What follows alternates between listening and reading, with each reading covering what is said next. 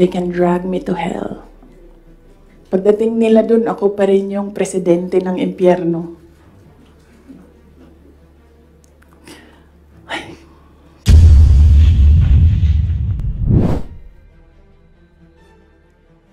Antayin muna natin yung next House hearing.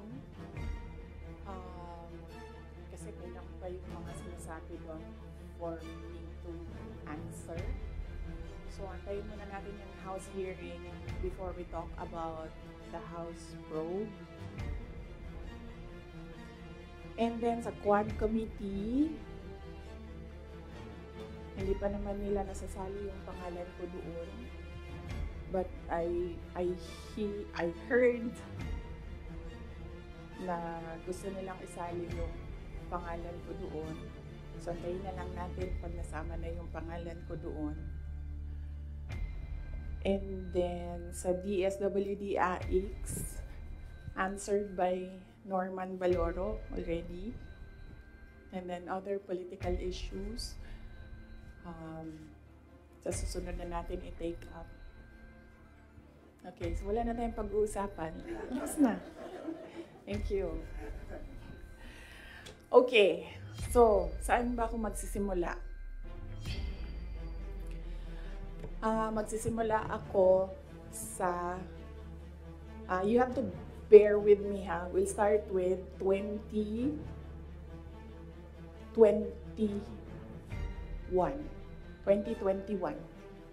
Doon tayo magsisimula sa 2021. So, doon muna tayo kay PRD. Then, mag-move tayo kay BBM. And then we move to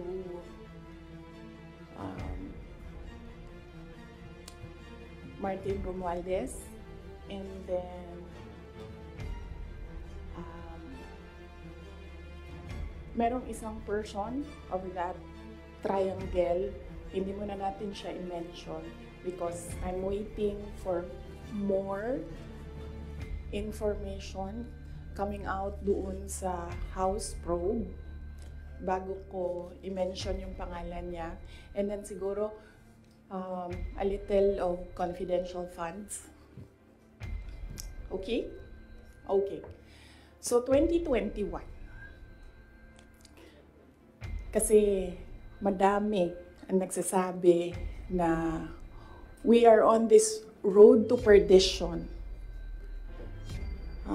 Our country is on this road to perdition because matigas ang ulo ni Inday Sara. Hindi siya nakinig sa tatay niya. Kung nakinig lang siya sa tatay niya, tumakbo siyang president, hindi mangyayari itong nangyayari sa bansa natin ngayon. Ayun, hindi lang yan isang beses na narinig ko, madaming beses. Even kapag pumupunta ako sa mga iba't ibang lugar, diretso ako sinasabihan ng mga tao, hindi ka kasi nakinig sa tatay mo. Or they would say, one time nasabihan ako, it's all your fault.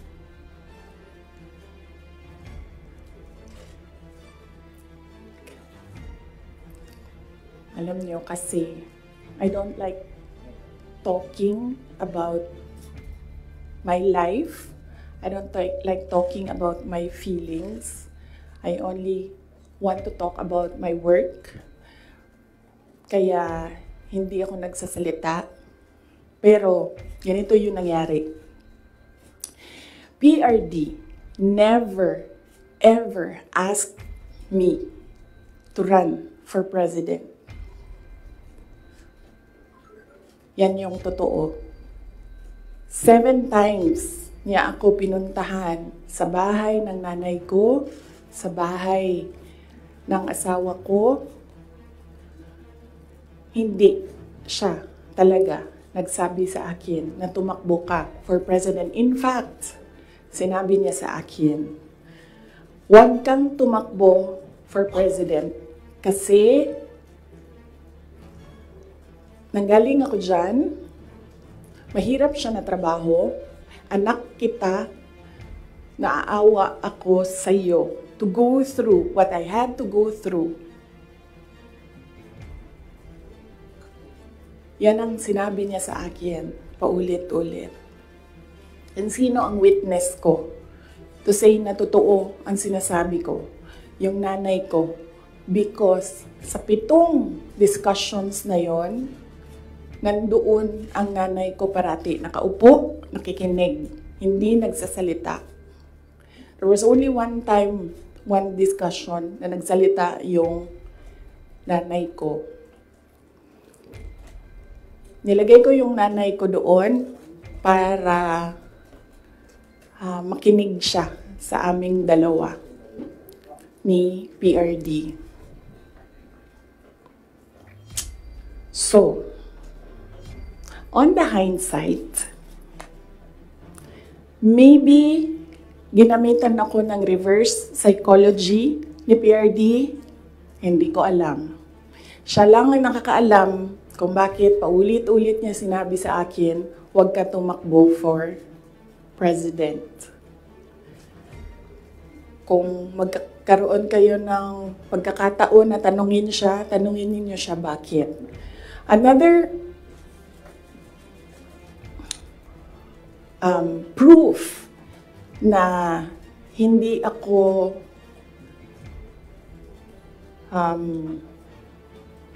sinabihan ni PRD na tumakbong president, he left me document, 2 papers in a folder. Unfortunately, naiwan ko sa bahay namin ngayon. Dala ko siya dito sa Manila para ipakita sa inyo, pero naiwan ko siya sa bahay.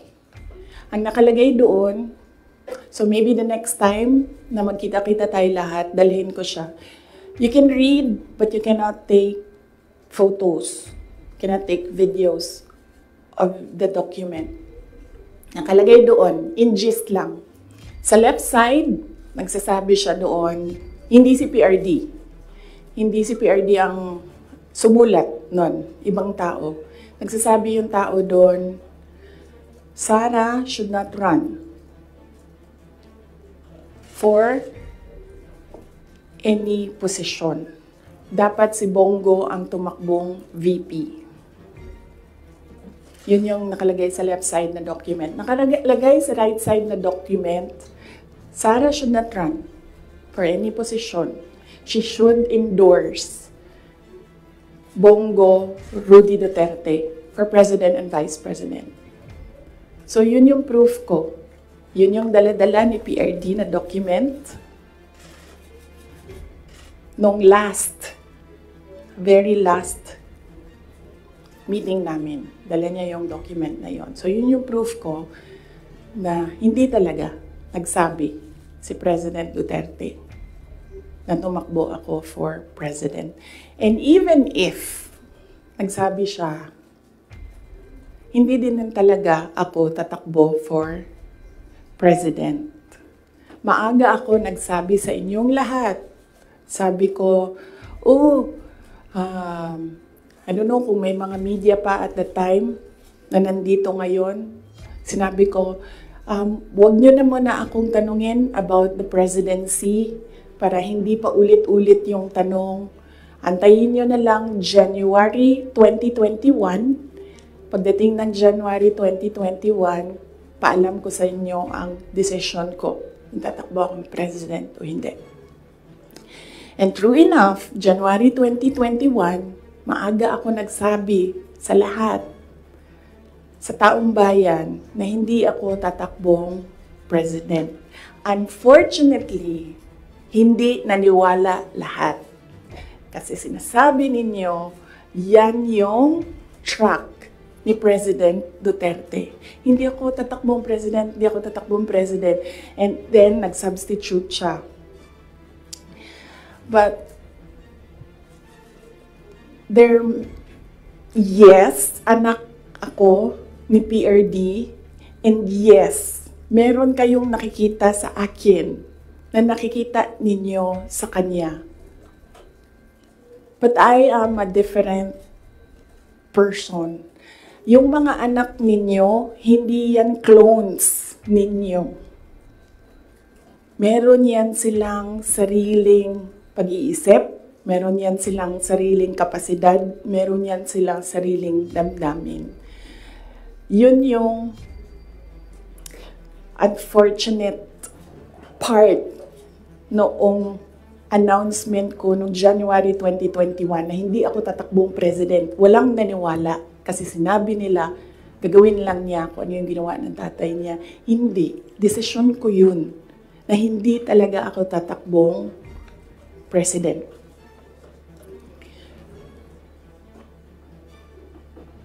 Because at that time, ang gusto ko at pangarap ng lahat siguro na mayors, maka 3 consecutive terms ka as mayor. Okay. So, klaro na yon. May questions doon? Yes, ma'am. Sino po yung nagsulat doon sa folder? Unsigned siya, walang pangalan, and I think sinadya nila na wag lagyan ng pangalan yung 2 letters kasi it was really a Sara bashing document. It did not say anything nice about me. So, I think sinadya nila na hindi sabihin sa akin kung sino yung sumulat ng 2 documents. How did you feel, ma'am? How did you feel po when you seen those documents?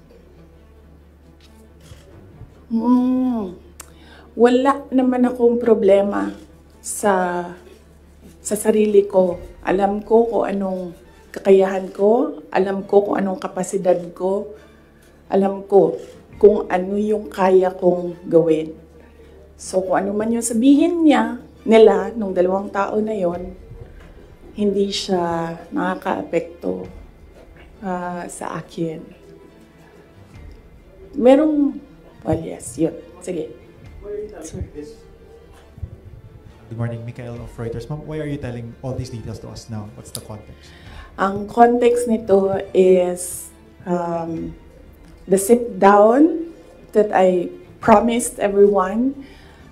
Nagsabi ako na mag-sit down ako. Merong mga questions noon na sinabihan ko kayo na it needs a sit down. Pinut off ko yung sit down na yon. Sabi ko nga I don't like talking about my life. So hindi ko siya ginawa. Related siya sa letter A, PBBM's deception claim versus VP SD. So, kailangan ko kasi sabihin sa inyo ang simula hanggang ang huli. So, chronological order ko siya para maintindihan niyo yung kwento. So, yun. Yung deception. Actually, nung narinig ko yung deception,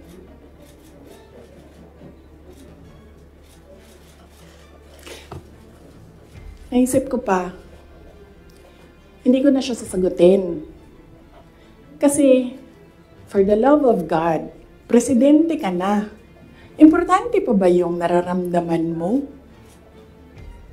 Di ba kapag presidente ka, hindi na importante yung pagod mo, yung luha mo, yung fatigue mo, yung stress mo, hindi na siya importante. Because when you are president, importante dyan yung nararamdaman ng taong bayan. Yung bansa. Yun yung naisip ko when I heard it na parang talagang may panahon ka mag-isip about deception ng isang babae dyan. Ang dami mong oras. Hindi ba dapat iniisip mo na yung mga taong gutom? Yung presyo ng gasolina? Yung darating na Christmas, kung sino yung maka-afford ng spaghetti, ng mango float, ng mga importante sa Noche Buena, ng mga bahay-bahay. Di ba yun yung... So may panahon ka talaga na mag-isip na, oh, this girl.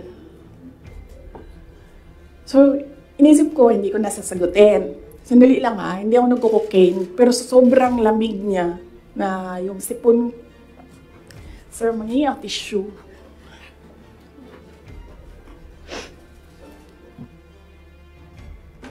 O wag niyo lang hinaan, sir, kasi sa sobrang dami natin, tissue lang, sir, may panyo ako. Ayoko ng panyo. Huwag niyo i-off, sir, kasi sa sobrang dami natin, mamamatay tayo dito pag walang aircon. Kasi hindi iikot yung hangin. Okay. Hindi ako umiiyak. Hindi ako nagko-cocaine. Malamig yung aircon. Okay. So yun. Hindi ko na siya sasagutin. Kasi naman, hindi naman siya mahalaga sa bayan. Pakialam natin sa kung anong nararamdaman ng President at Vice President, di ba? Ako gani, sa Binisaya pa, dawat-dawat raman na.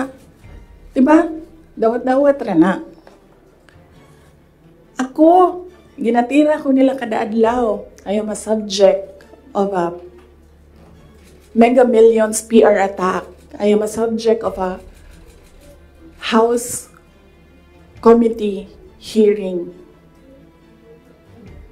Pero hindi na importante yung nararamdaman ko dyan. Ang mahalaga, matuloy namin sa Office of the Vice President kung ano yung sinabi namin na gagawin namin. Diba? So, I don't understand why we're talking about feelings. So, hindi ko na siya sasagutin. And then, sabi ng mga tiga Davao, nandun ako sa Davao nung lumabas niyang deception na yan. And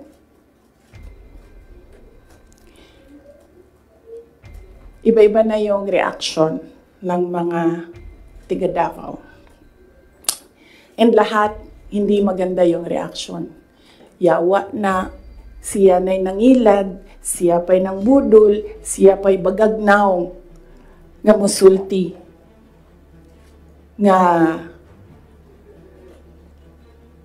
I was deceived. So I thought, well, I will not talk for myself, but I will talk for all the Filipinos nga ang nararamdaman nila ay hindi nabalik ang justice ng boto nila.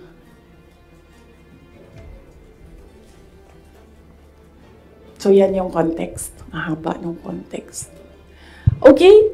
So, nasaan ako? 2021, January. 2021, October, filing. Kita ninyo ako nag-file ng mayor.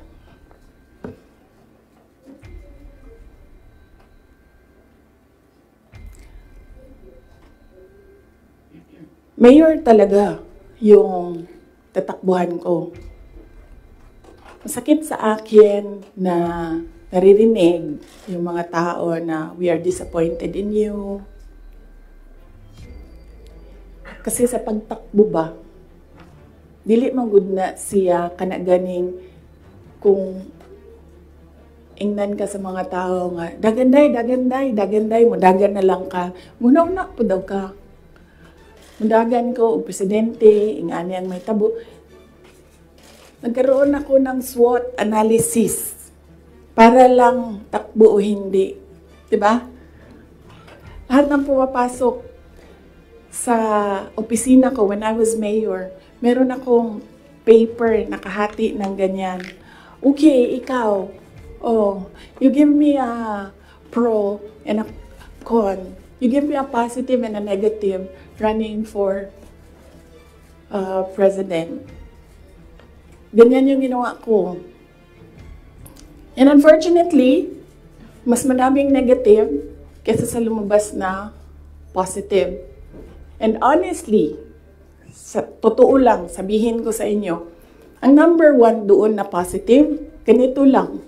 Ganito kasimple.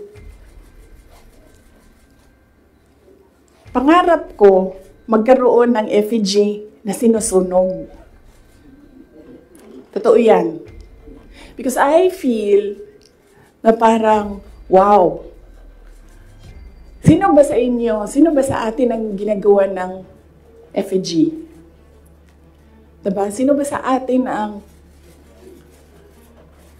meron talagang tao na hindi matutulog ng ilang araw para gagawa ng effigy tapos susunugin?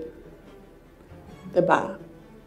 So naisip ko, oh, when I become president, meron akong effigy.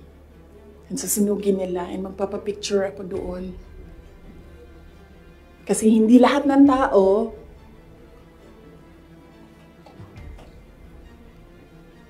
merong ganon sa buhay nila.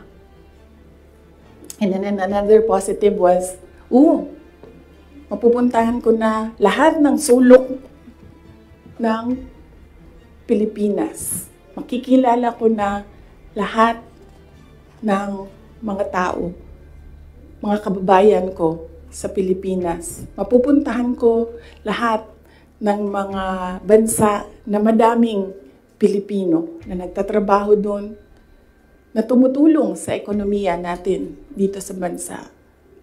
One of those positive things na nalista doon, na nasabi ko, kung makapunta ako doon sa kanilang lugar, baka naman ma-inspire sila na gawin kung ano yung ginagawa sa Davao City. At the time, bago ako bumaba for mayor,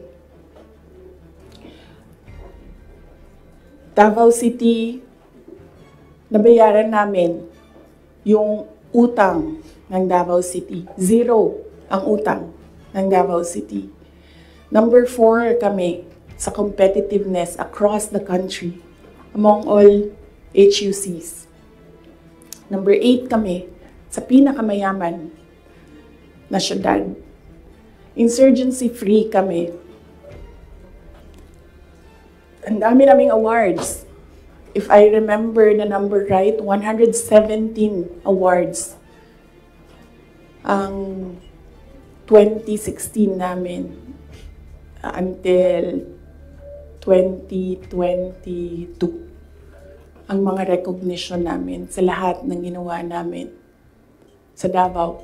Hindi na nila kami matalo sa most child-friendly city in the Philippines. Nag-Hall of Fame na kami sa Davao. So naisip ko, baka naman, kung mapuntahan ko yung ibang lugar, may isip nila na, pwede yan dito sa amin. That will improve the quality of life of our kababayans. So anyway, sana ako.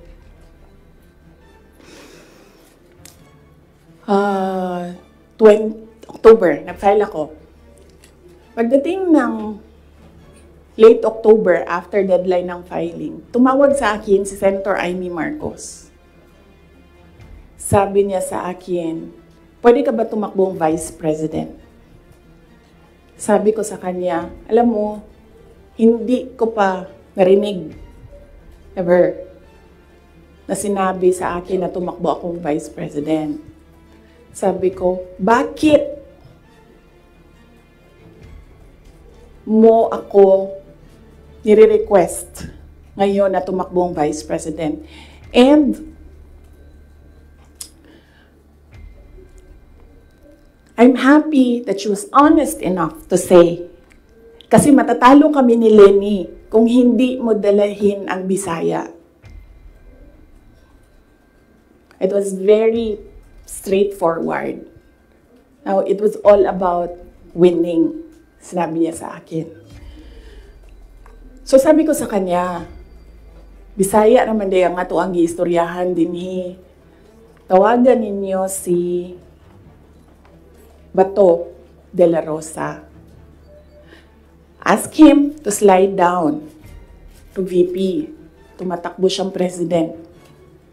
And then ang answer niya was, nah. And then I told her, well, ask PRD to run as your vice president. And then she said, well, that's a closed book already kasi tumatakbo si BG. So, ask BG to run as your vice president. Mga Bisaya na tanan. And then she said na, I don't think kayanin na manalo kami kay Lenny. And then I said, ask Manny Pacquiao to slide down. He's already running for president. And she said, we already did.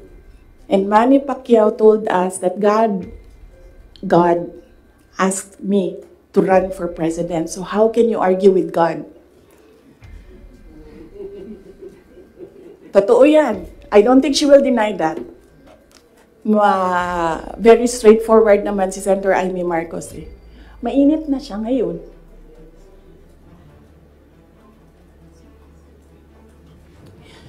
So, I said, sabi ko, it's never been talked about. I need to talk to my family and I need to see kung mananalo ba ako for vice president. Because I've never seen my numbers as vice president. And then she said, okay, let's talk about it. And then, early November, nandun ako sa Cebu. Pumunta ako sa Cebu, nakita niyo yun, di ba? For an event. And, nandoon din sila. Hindi ko alam kung bakit sila. When I say sila, si BBM, tsaka si Senator Amy. And, nag-request sila ng pag-uusap din. So sabi ko, okay, mag-usap tayo. Nagkita kami sa bahay ni Martin Romualdez. Kasi gusto umeksena ni Martin Romualdez o gawa siya ng party-party ko noon na birthday. And then pag-upo ko doon sa, I think you see the pictures. Umupo ako sa couch, na tabi ko si BBM. Sinabihan ko siya, huwag ka maniwala sa kanila.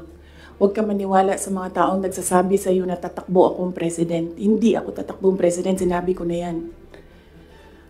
So sabi niya, yes, I know. Sinabi mo na rin yan noong pumunta kami during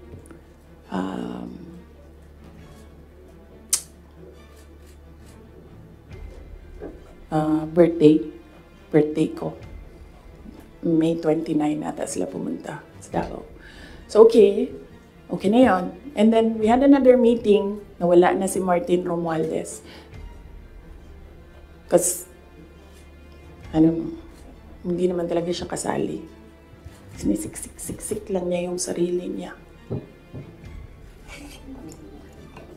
Totoo yan.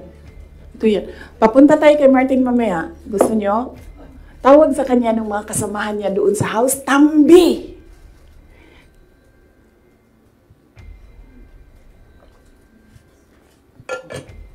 Anyway, nagkaroon kami ng ibang meeting. Sa Cebu pa rin. Face to face. Ako, si BBM, Senator Amy, and one other person.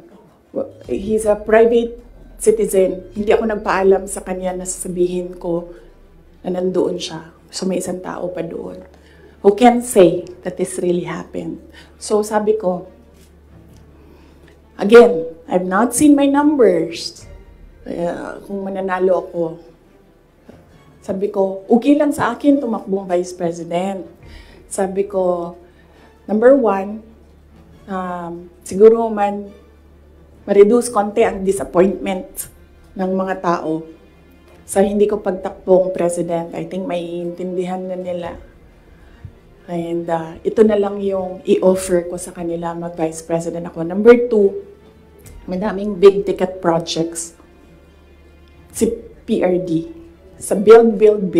At that time, na gusto ko sana makita na magawa para sa bayan. Kasi hindi natapos. Kasi kulang nga talaga ang 6 years. So sa ngayon, magte-third year na tayo, wala pa tayong nakikita na big ticket projects, di ba? For 2028, huwag na kayong mag-expect na meron kayong makita. Kasi it takes more than 6 years to prepare for a big ticket project. So sabi ko, and sinabi ko sa sarili ko, bata pa naman ako, hindi naman ako nagmamadali, wala naman akong papupuntahan. And naisip ko, I cannot do anything more for Davao City.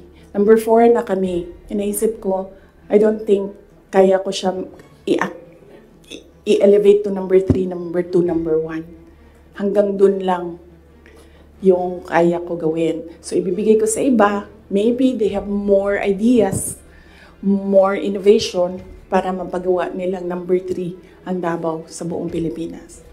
So, I said, okay,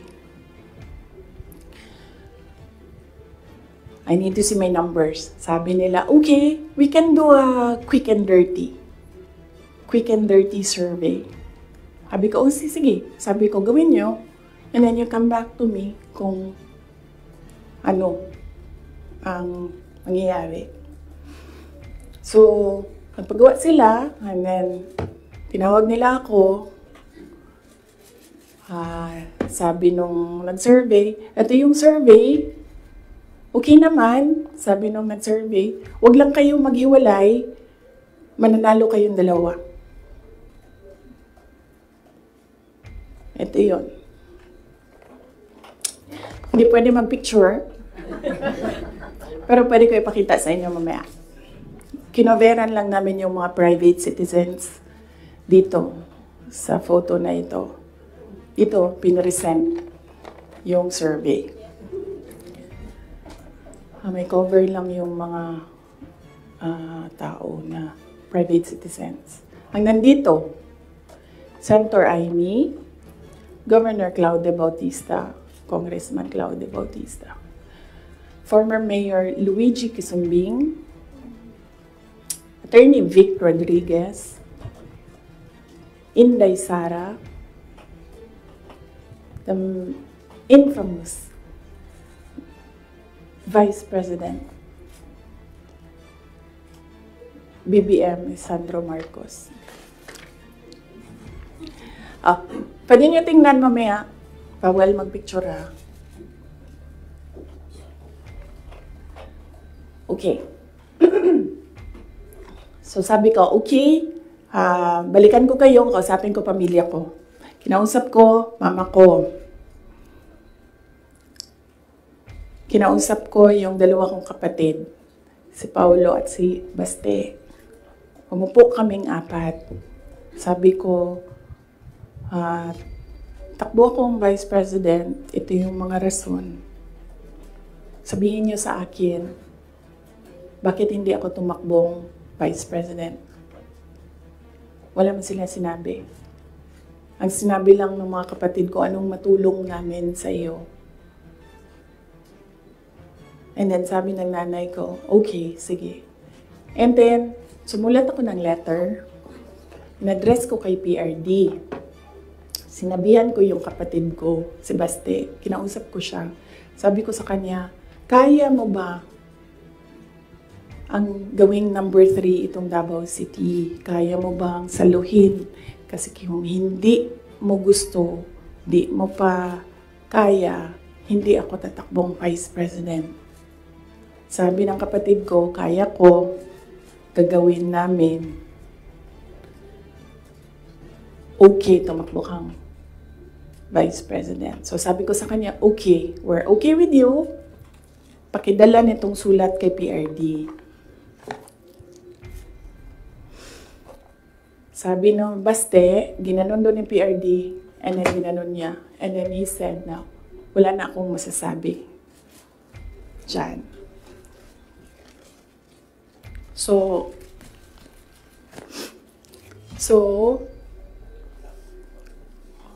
okay lang, sir, kasi kung babaan ninyo, masyado tayong madami dito, iinit siya. So,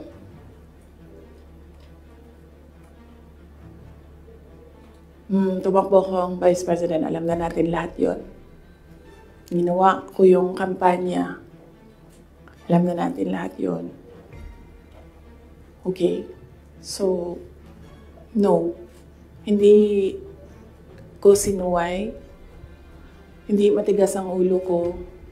Hindi totoo na pinatakbo akong president ni President Duterte. In fact, every time makita niya ako ngayon, sinasabihan niya ako, huwag ka tumakbong president. Sabi niya, yung dinadaanan mo ngayon, wala yan. Kung ikaw ay president, mas mahirap pa.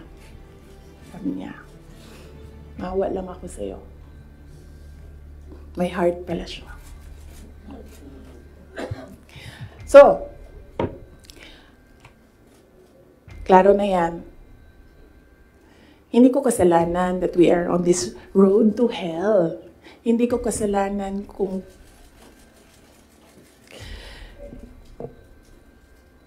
hindi marunong.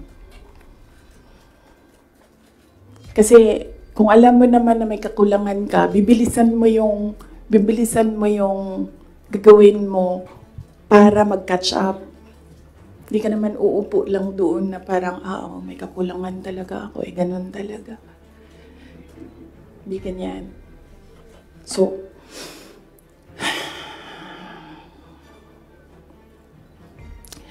that's that.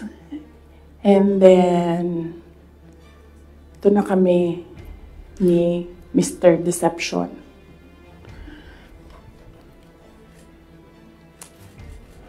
Sabi ko sa kanya, 2 lang.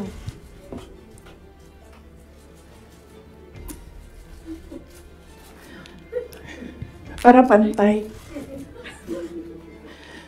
2 lang. Sabi ko, 2 lang. Ang request ko sa iyo. If you win, 2 lang ang request ko sa iyo. And I think, I requested this na one-on-one kami online. Pero meron akong nabasa somewhere na merong nakikinig sa side niya.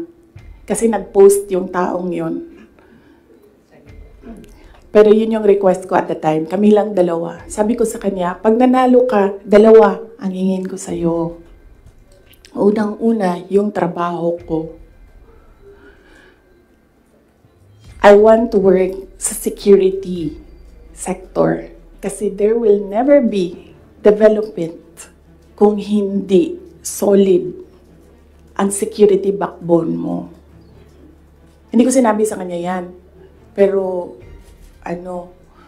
tinanong niya ako, bakit Department of National Defense? Sabi ko sa kanya, kasi karamihan naman ng problema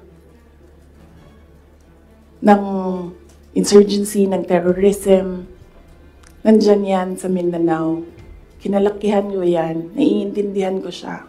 In fact, nung bumaba ako, insurgency-free na ang Davao City. So, naiintindihan ko siya. Yan yung gusto ko na trabaho. He said, readily, he said yes. And then, ang isa, sinabi ko sa kanya, itong trabaho na ito, maiiwanan ko yung mga anak ko. Naiintindihan ko yan. Handa ako dyan. Pero humihingi lang ako ng tulong sa iyo na suportahan mo yung air travel ko. Kasi maiiwan yung mga anak ko and gusto ko lang na pag kailangan nila ako, makakauwi ako sa kanila.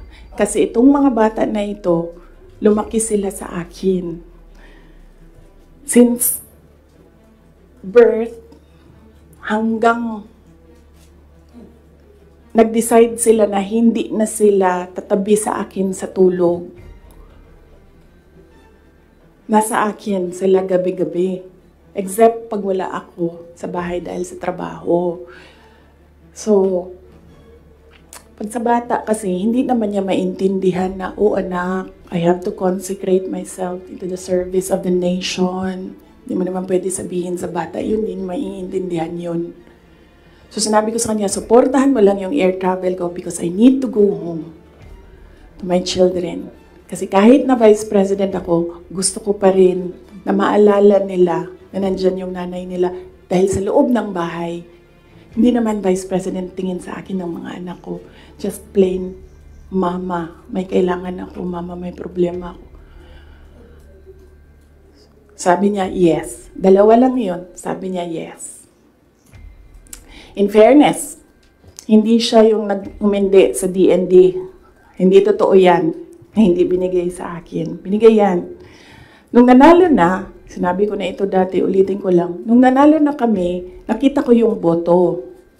And then I realized, sabi ko, gagawin talaga ng mga tao na ipaaway kami para masira yung partnership. Yun talaga ang gagawin. Lalong-lalo na ng mga yellow, ng mga liberal. Kasi yun yung gusto nila. So sabi ko, they will exploit this. And dahil nasa DND ako, araw-araw ako pagdududahan. Anong ginagawa ng babaeng yan dyan? Usa na iya, ginabuhat. Asam na siya gaadto. Planning ako dita. Planning to overthrow the government. Kasi DND yan. Hawak mo ang military. So sabi ko sa sarili ko, ayaw ko na magtrabaho ng ganun. Na araw-araw ka pinag-iisipan na meron kang gawin. Samok ra siya ba? Magtrabaho ka, unya na pa ingana nga intriga, madaot lang imuhang kamada. So ingon ko, sabi ko sa kanya,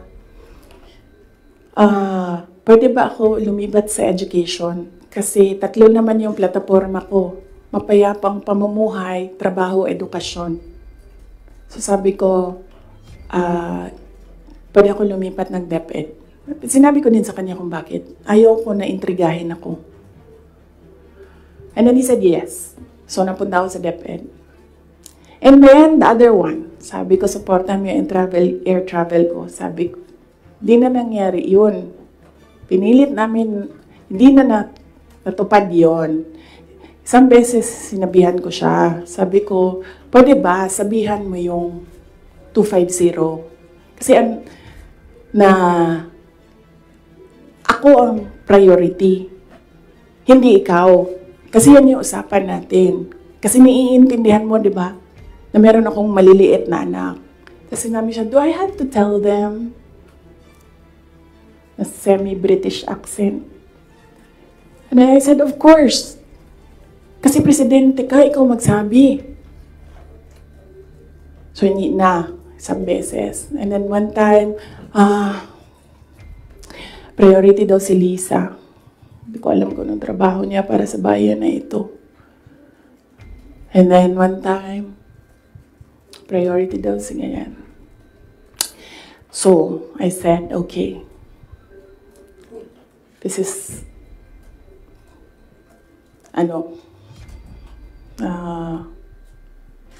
some form of insincerity.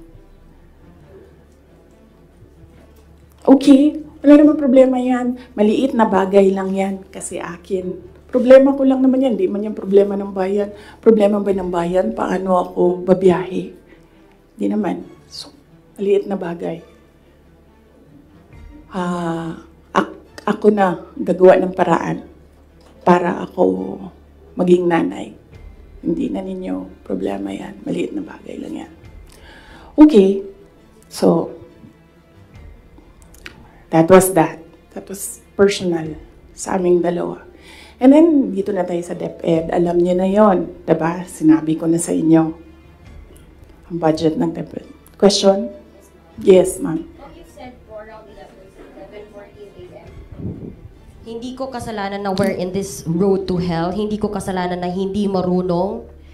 You did not finish your sentence, ma'am. Can you elaborate po? Hindi marunong maging presidente ang nakaupo. Kasalanan ko ba yun? Hindi. Ba't sinasabi ng mga tao, kasalanan mo kasi hindi ka tumakbo, ikaw sana yung presidente, hindi siya. But then I said, maaga ako nagsabi na hindi ako tatakbo for President. May madaming mga negative doon sa listahan. Okay. So, yes, sir. Yes. Sir, tapos ka na. Balikan kita. Ikaw muna, sir. Hanggang anong oras ito, JC? It's up to you, ma'am. Up to you.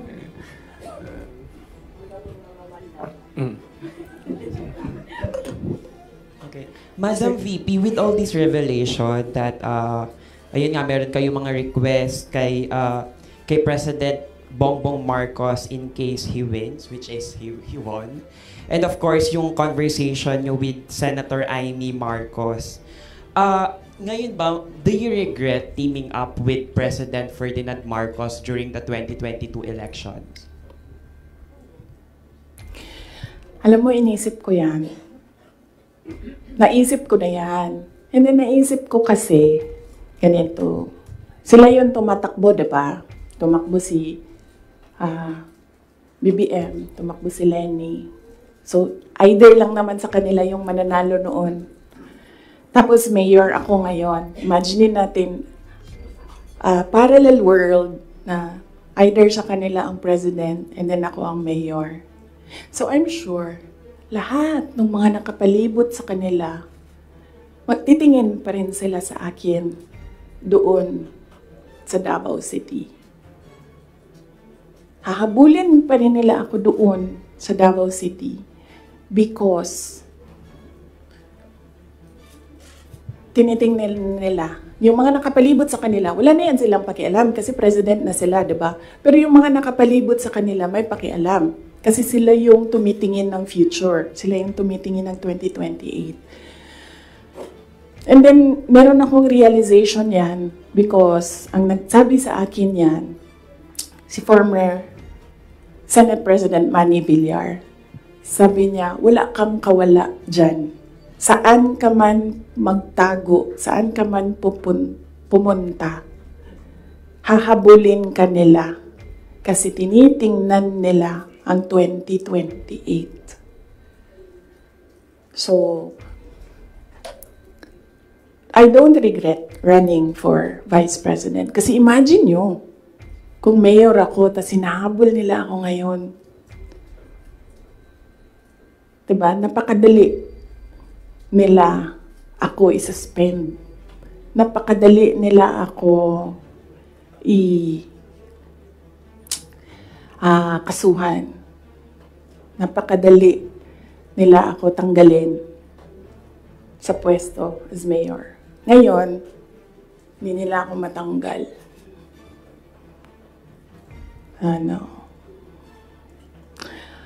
They can drag me to hell. Pagdating nila dun, ako pa rin yung presidente ng impyerno.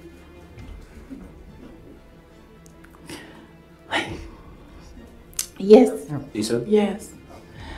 Pahiram ako ng ballpen, lagyan ko lang ng note kung saan ako nag-stop kasi para alam natin saan tayo mag-start. Mamaya. Kung sinabi niyo po na hindi kayo nagsisi na tumakbo kayo for Vice President, pero nagsisi po ba kayo na nakipag-tandem kayo kay President Bongbong Marcos? Hindi man ako ni-request ni VP Lenny na tumakbong Vice President niya. No, hindi ko pinagsisihan yung pagtakbo ko as Vice President. And hindi ko din pinagsisihan na nakipag-tandem ako sa kanya. I'm sure merong rason ang Diyos kung bakit ako nilagay dito sa upuan na ito, sa ilalim ng seal na yan. Para rin siguro sa kanya, para kay BBM, or para sa bayan, hindi ko alam kung anong rason ng Diyos. Sometimes, or all the time, hindi natin nakikita ang rason ng Diyos. Nakukonect na lang natin siya kapag meron ng ibang nangyari sa buhay natin. Siguro, yun yung rason. Para, ganito, gawin ko, bullshitin ko sila ng bullshitin. Bullshit kayong lahat. Drag me to hell. Sorry Mark. ha. Sila muna ha, kasi hindi pa sila nakatanong. Ma'am, Mark Macalalan. good morning, Super. VP. Since wala po kayong intention to run for Vice President from the very beginning, can we say na napilitan ba talaga kayo, and without yung call ni Senator Amy, masasabi nyo ba na nagamit lang kayo para lang manalo si President Bongbong Marcos sa pagkapangulo? Napilitan, hindi.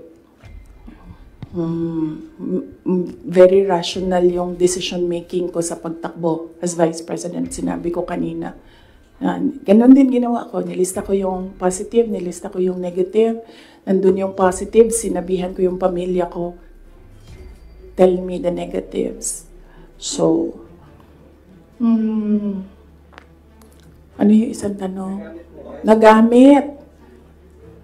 Yes. Clear naman yun. Tinanong ko, bakit ako?